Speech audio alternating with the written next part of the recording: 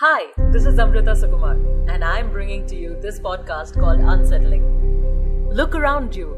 Everyone is trying to create their own story. Make a tiny change in someone's life by just following their passion and in turn, inspiring the others to follow suit. This podcast brings to you stories of people who have defied the definition of settled set by the society and have created their own. They have found happiness in their version of settled. What is yours?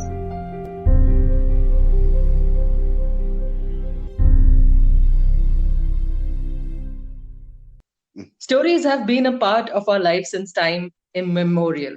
Our mothers used to tell us stories to put us to sleep. We tell stories to our friends about our heroic conquests of the day. And haven't you created a sad sob story to tell your boss so that he agrees to give you that leave? If you just look around, each moment is a story in motion. And I have with me today a storyteller who captures each and every moment and brings it to life. So I have with me Mr. Vikram Sridhar. Hi Vikram, how are you? Hi, Amrita. I'm doing wonderful. How are you? I'm good too. So Lovely. Vikram, can you tell the listeners about your journey? When did you develop this passion of storytelling and how did it all begin? Um, you want a short version or a long version? Depends on you're a storyteller, so I think everyone is going to listen anyways. So you can choose which version you Born in the 80s. like. So when I was born in the 80s, I guess, I mean, I was the second to two brothers. Okay. And I made a lot of people cry because I was 4.5 kilos when I was born. So everybody came and said, what a Betal this guy is. And that was a time when this entire thing of Vikram Betal used to come in the Doordarshan times. Correct. And the nurse suggested that why don't you name this little one Vikram, because like the Betal and the Vikram, this Vikram is a part of this emotion with all of you. And my brother was Vinod, so those are times when you used to have rhyming names for sisters and brothers and siblings. Correct. Correct. So I got my name without knowing that later I would be telling the same Vikram Betal stories for a living now. Oh, That's that, that's how that's a flashback of how I got my name. okay. And And yeah, like every South Indian, I did my engineering and management. Tick mark, tick I'm mark. I'm proud of you. And I then went on to work in IBM and SAP later. So my caterpillar time was in Chennai. My butterfly time is in Bangalore. Okay, And okay. so, like many of us, I'm sure, who are listening, I do have a twin city identity. And today, I shuttle between both the cities because my parents are in Chennai, but I live in Bangalore, and Bangalore has given me my art. So while I was working, so I mean, I started the year of my master's, my MBA. So Acha. theater had entered my life. So I Mhm. started working with a lot of theater groups in Bangalore and working with different capacities. I was acting, I was doing production, I was doing backstage, I was Mhm. doing everything and everything, even in terms of sweeping the front, the hall, everything, pure Okay. aspect of theater world. So after work, I used to do theater, and I also pursued my interest in conservation. I used to work with a lot of domestic uh, animals and birds in rescue when I was in my college. Okay. That I continued in Bangalore by working with the urban wildlife. I used to work with snakes, monkeys, kites, in rescuing them in those things. That's Wow. my second interest. One is theater and conservation, and the third interest was social work. I Social. mean, school and college, I used to volunteer with a lot of organizations. So in from school, I think I remember I was volunteering is something I was very strong in. I used to work with children from different demographics of the society. So Mhm. that continued again in as a third interest. I used to go and work with differently able children, senior citizens, government schools, etc. So three different aspects of post work and weekend and everything. Okay. So this was continuing for some time, and theater led me to co-start Tahato, which you are also part of it now. So Yes. Tahato exists 2009 when my theater journey was also well, I was almost like 5 years into theater. Then the group started with along others. 4, 5. At that time, it was a lot more. This history goes back to 30, 20, all the numbers. And Mhm. theater was getting stronger. And yes, I was working in conservation. I used to even file RTI petitions for temple elephants, and Oh. same thing with social work. I used to raise funds. I was one of the founding members of this thing called Joy of Giving Week long time back, and that was going. So things were beautiful, but I never thought any of these three sectors would be. So I did think I should do maybe social work. So I should do like a fellowship, the popular fellowship, and then move into social sector. So I tried that, but then put a step backwards because my career and corporate career was going much ahead in that. Same thing in conservation. I thought, should I do conservation full time, and even applied to a lot of other masters and programs. But again, put a footstep back because a lot of work, even in the social sector and conservation, is the same thing we all do at work. Same thing called computer work. Acha. Oh, Yeah, I yeah. didn't know So this. I thought it's all field work mostly.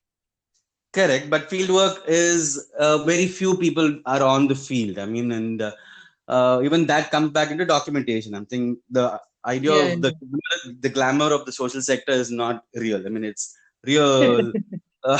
This thing, and which is I was already doing that. The so-called nice part of the work I was already doing. Like I had access to children from the government schools, so which means it can't get more real than that. So this was about 8-9 years, and also in theater I was sort of finding out my particular specialization, because in theater you can exist as an actor or anything, but unless you find a specialization you don't have a longer journey. Correct. And theater doesn't sustain, I mean, as a many people say, as an entity, just performance doesn't sustain you. You have to do other things, applied theater like workshops, and find your own Correct. I was trying to figure that out. So that is when, in around 8-9 years back, somebody wanted a theater person to come and do a story for a children's group. And I took that story and performed that story for the child as an actor. Correct. So when I did that, my only problem with that story was there was a lot of stereotyping of animals in it, which these same animals, I worked with them. Having worked with the animals, a very simple example is the word when people normally say is it's a poisonous snake. No, snakes are not poisonous. Snakes are venomous. And same thing when they use the word peacock. Peacock is only the male of a bird. It's called peafowl because what happens to the peahen? So, so with that experience for me to look at what is this entire world of storytelling, for me was very curious. I was so that till then the entire world of storytelling was only existing in kindergarten, and very very very child oriented storytelling was what was happening. So I did a little bit of homework to understand, is someone performing stories. Stand up was sort of big time even that time coming up, and as one person performing for an audience. But what about stories? Because we come from a culture of people telling stories in a very intimate way, and many people were doing that. I mean, even if they were storytellers, they're still storytellers, but 90% or 95% of them only perform for children. Second is, even if they're for adults, it's only personal stories, like an open mic. Third is from the audience. It's like performing, like it's a very theatrical type of performance. And that is when I realized that my forte was in not in personal stories, but I love these classical stories. What about these Vikram Betal stories? What about our folklore? What about our history? What about our classics, Indian written classics? We are losing slowly. What came in so many oral traditions today, we're just going away in books. Like it's good, but unless a poem is sung, the poem doesn't have a life, right? So same with these stories. So which means another one generation we will lose these stories. And similar to even the Panchatantra or the Jataka, which were not for children. It is child friendly, but it is also mainly for adults. And that discovery for me meant to understand, is anybody performing stories? Like one person performs for 1 hour, not in terms of a far away audience, but somebody who's sitting next to you. I'm saying, you come, let's talk to you, and I'll perform a story to you. So that space was a huge gap that was happening, and that's when I started looking at storytelling as a specialization of theater for me. Okay. So that is how it all started. So you first began with little children. Yeah. It began with children and even adults. I'm saying adults where they're saying, what is adults it? But later on added, Correct. So we started with questioning the children's content and then moving on to adults. I mean, that's how it happened. And today it's everybody for me. Now I perform for all age groups. So there is, depending on the age, the style will vary, but A lot of content is same for all. So you were saying that you started first with kids, then moved on to adults, and the content is usually the same, but then you tailor it according to the audience that you have. Yes. Yes. Because that's how our myths are. That's how your folklore is. It's profound and simple, and for some it's simple. For the same content, for others it's profound. Okay. So I have this query. So you prepare everything beforehand before, so you have an audience ready, assuming that the audience is not able to catch the pulse of what you're saying. Did you have to change the narration, the style of the narration, mid-performance ever? So the first 5 minutes, I'll sort of understand what sort of an audience it is. It's also to do with the language because I don't prepare and go. So that's where my specialization is. I don't do anything verbatim. Achha. So the same story, if I do it again for another audience, will completely vary. Oh, okay. So that's the style that I like also. I mean, I'm saying because that's how storytelling is also. It's not theatrical where I have to be rehearsed every time look the same. No, I can completely change this because the audience is also different. I mean, if they have idli for the breakfast, I will tell them an idli story. If they have dokla for a breakfast, the story should have a dokla in it. And that customization is very important. So I'm very customizable in the content. So in that way, it's always there. Say that's the power of storytelling. Nice. So everyone relates to you, and everyone is there in the moment. Exactly. Now? But nowadays, especially the children, even the adults actually, because they have got these phones, they have this attention deficit disorder kind of thing. They don't sit in one place or listen continuously for a very long time. So how do you tackle that? So who said that adults are not short attention span? That is what I said. Adults too nowadays, yes. Exactly. So one is how you engage them. So say, irrespective of how many gadgets come, human still relevant in today's time. I'm saying irrespective of a smiley or this thing, but a real hug or real thing is still what we all crave for, right? Correct. Yes. So it's also how you also make it relevant to them in today's context. I can't say long ago there was this great actor called Dilip Kumar who went on a flight. Nobody's going to understand. But the moment I convert that into a Varun Dhawan coming in a flight, the child might looking at it more closely. So how do you again bring it down to relevant to a child? The child's world is different to an adult's world. Correct. And even for a child, an adult is like a demon or a dinosaur. So we have to understand with what height do I need to talk to a child. So it comes from that aspect also. I can't maybe stand and have the child below me and then talk for 1 hour. Oh, yes. It comes into not only the idea of talking to them, but what is the aesthetics around that I work with. Okay. That's wonderful. So do you use any kind of props while storytelling, or it's just you with a monologue? So moment you do props, it becomes puppetry. So that's another art form. Achha, okay. So storytelling is purely telling a story using the throat as the YouTube and the body as the PPT. Okay. So that's how raw it is, and that's how it is, and that's all I use. I'm a single person, and it is not a monologue because a monologue will have a different structure to it. Monologue doesn't have to be a story; it can be a narrative. Correct. So it's completely different. Okay. Very different. A monologue can just start from nothing and end in nothing. That is true, but I have actually not seen a monologue perform, so I cannot relate to it. But I'll check some things out definitely. Right. So, are you associated with an institution, or do you perform independently for now? I'm independently. I've founded many institutions. I've co-founded, I co-run. I'm a part of many other things, but I've chosen to be independent because it's more peaceful. And this form by itself is a single person form.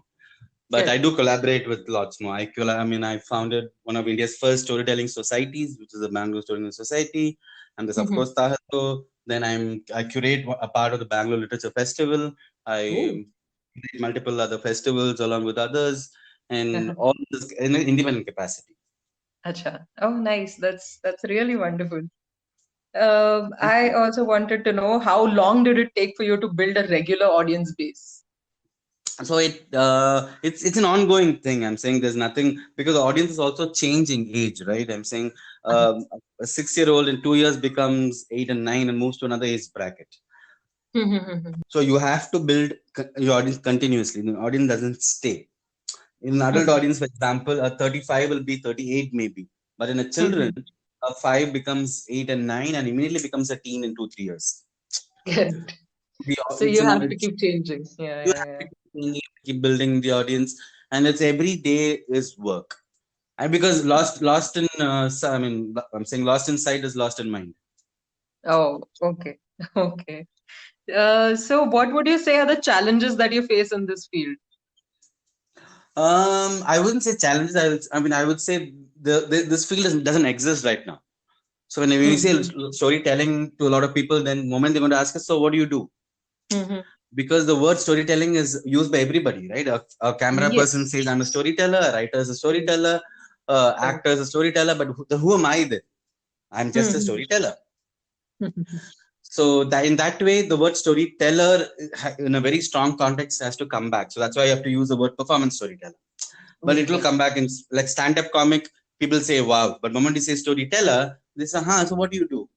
It seems very Correct. simple, but this art needs a lot more practice. I'm saying there's practice of voice, there's practice of research, there's practice Mm. of content, there's a practice of Correct. improv, there is a practice of interaction. I mean, psychology of the children because you're working with Correct. children. There's much more to it. Whereas an art form, like I'm not saying other art forms are different, but I'm saying certain art forms, let's say a stand-up, you don't have to talk to the audience directly. Your audience is adults. It's a Correct. certain age group. But storytelling, my audience varies every day. I'm saying I've had audience who are senior citizens. It still works. There is Correct. audience who are just purely photo eat. It still works. So that's the beauty of the form, which is also today it has to change. I mean, the perception that the storytelling can be classical stories can be still celebrated. Like when I say adult, this is for adults. People think it's content which is sexual or sensorial. Oh, like that. When I say adults, I'm not talking about only one aspect. I'm also talking about political. I'm not also talking about historical. I'm talking about emotional. These because a child need not get all these. A child should only laugh, laugh, and laugh. Correct. Adult can be sad also. So it can be a sad story. It can be an emotional story. It can be a historical story. It can be a purely judgmental relationship story. Correct. So there are a lot of aspects to it There's when it huge, comes to right? adults. Yeah.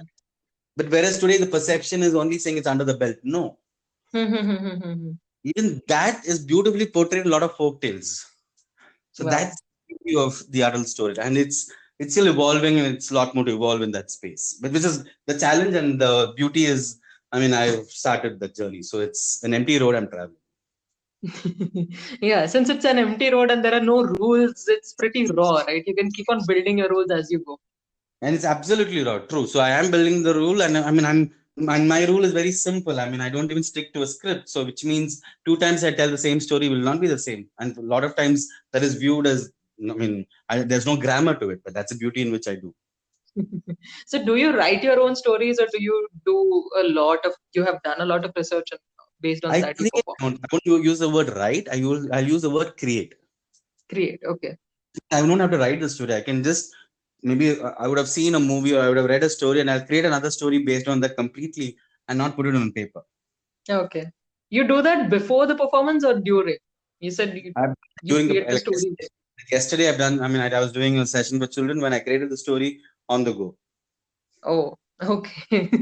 So that's Okay. the power. Somebody said how, but yes, but because the session was on coconut and something on coconut, and suddenly one child said, "But where did the coconut come from?" Because it's one of the tallest fruits to come, and you will never know that that particular thing has coconut inside it.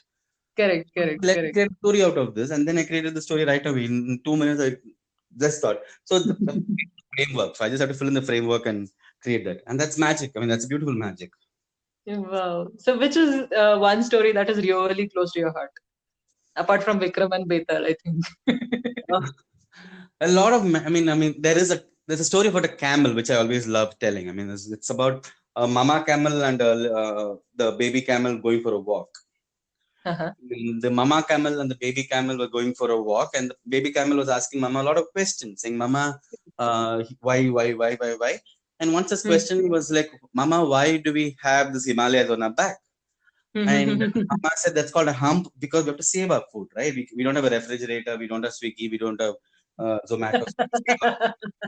Okay. And Mama, why do we have these long legs, which is like stick? I mean, why don't we have nice legs like the cheetah or the lion or the elephant? And Mama said, no, that's because we have to walk a long distance.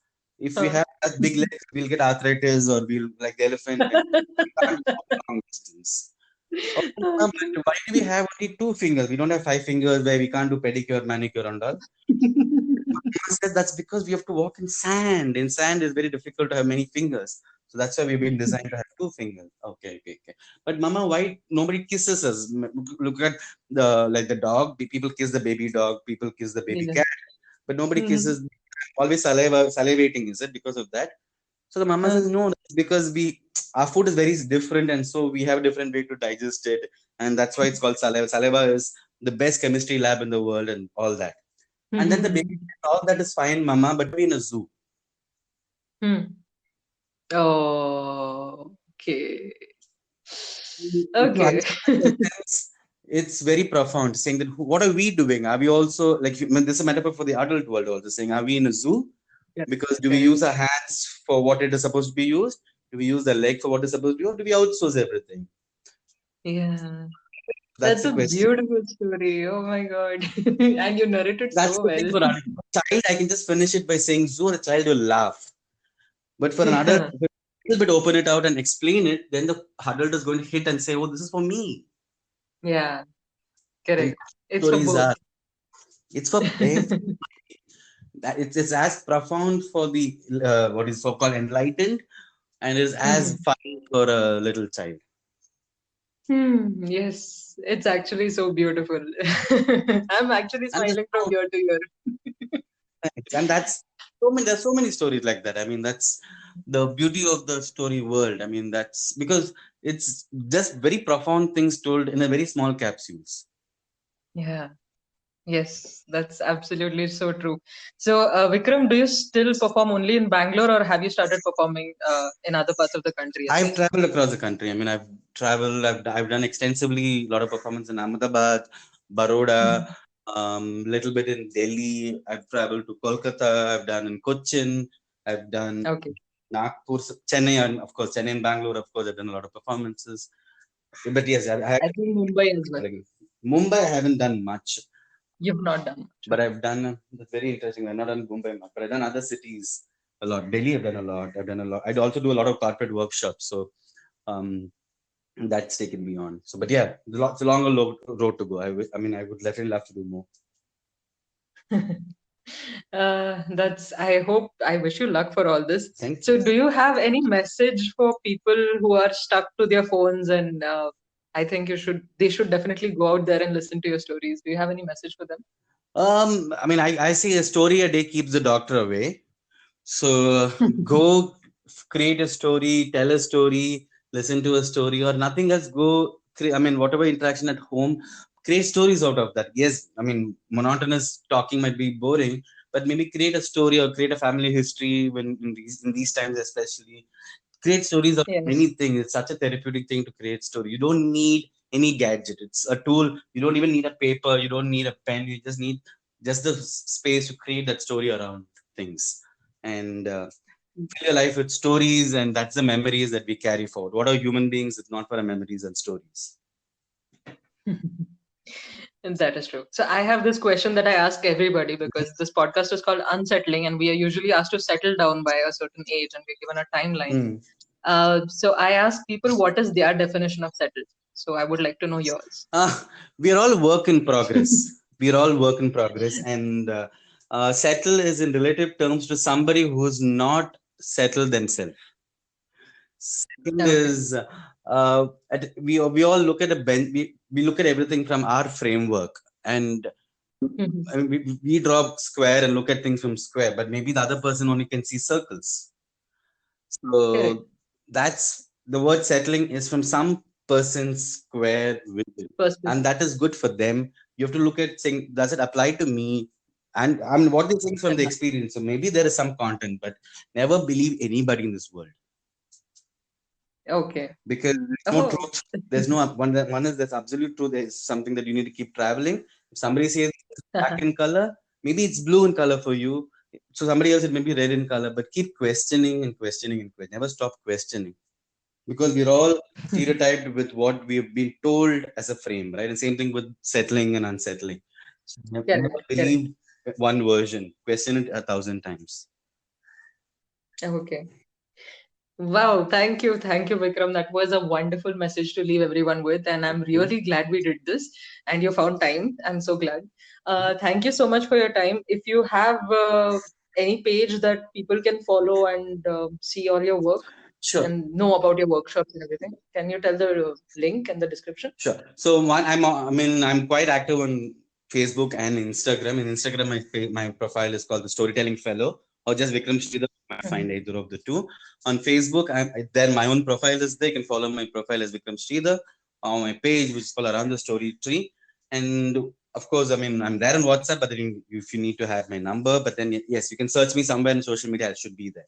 And Correct. last, thanks Amrita for Okay. creating such wonderful interactions and spaces for people, voice to be heard, and inspire somebody somewhere. Yes, that was my plan. I hope people are inspired to tell more stories and listen to more stories. And I will be adding all the links in the description. So please go follow him. And please, if you are in the city and you hear about his workshop or his storytelling, please go and attend. Thank you so much. Thank you for your Thank time. you. All Thank the you, best. Vikram.